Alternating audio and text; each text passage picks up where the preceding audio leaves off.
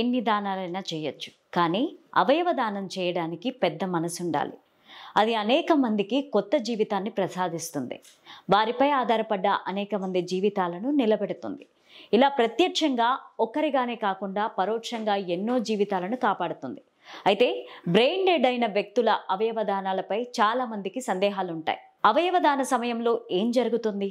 దాత శరీరానికి ఎలాంటి ఆపరేషన్స్ చేస్తారు? ఇలాంటి ప్రశ్నలు తలెత్తుతాయని, అలాంటి ప్రశ్నలకు ఇప్పుడు సమాధానం చూద్దాం. అన్ని దానాల్లోకెల్లా అవయవ దానం గొప్పది అంటారు. అవయవ దానంతో ఇతరుల ప్రాణాలు రక్షించవచ్చు. సాధారణంగా మరణించిన వ్యక్తుల శరీరం నుంచి కొన్ని అవయవాలు సేకరిస్తుంటారు. వీటిని అవసరమైన వారికి అమరుస్తారు.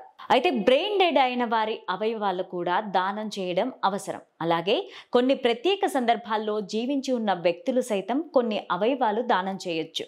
బ్రెయిన్ డెడ్ అయిన వ్యక్తుల అవయవ దానం పైన చాలా మందికి సందేహాలుంటాయి. అవయవ దాన సమయంలో ఏం జరుగుతుంది? దాత శరీరానికి ఎలాంటి ఆపరేషన్స్ చేస్తారు?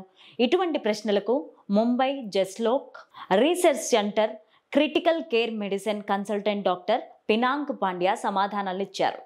ఒక వ్యక్తి బ్రెయిన్ డెడ్ అయ్యాక అవయవ దానం ప్రాసెస్ ప్రారంభమవుతుంది.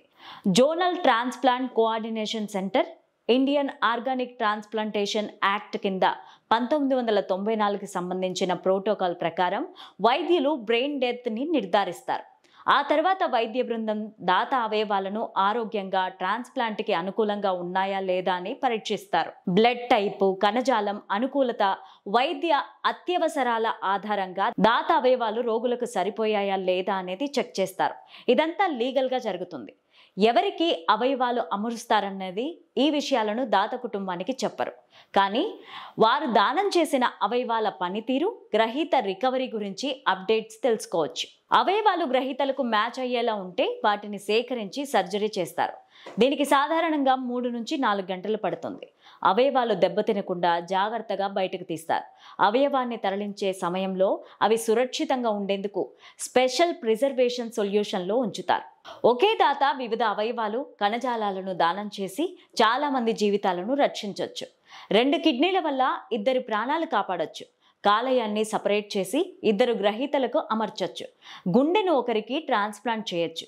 ఊపిరితిత్తులను 1 లేదా 2 వ్యక్తులకు ట్రాన్స్ప్లాంట్ చేయొచ్చు. దాత ఫ్రాంకియాస్ను ఒక గ్రహీతకు సహకరిస్తుంది. కార్నియాలు 2 వ్యక్తులకు చూపునిస్తాయి. దాత కణజాలాలు, చర్మం, ఎముకలు, స్నాయువులు కాలిన గాయాలు లేదా ఇతర వైద్య అవసరాల్లో రోగులకు సహాయపడతాయి. ఆర్గాన్ డొనేషన్ ప్రాసెస్ మొత్తంలో దాత శరీరాన్ని అత్యంత గౌరవంగా చూస్తారు. ఇందుకు ఇంట్రా ఆపరేటివ్ ఎనస్థీషియా ఉపయోగిస్తారు. అవయవాలు బయటకు తీసిన తరువాత వాటిని జాగ్రత్తగా భద్రపరుస్తారు. దాత మృతదేహాన్ని జాగ్రత్తగా వారి కుటుంబ సభ్యులకు అప్పగిస్తారు. బయటకు తీసిన అవయవాలను అవసరమైన వారికి అమరుస్తారు.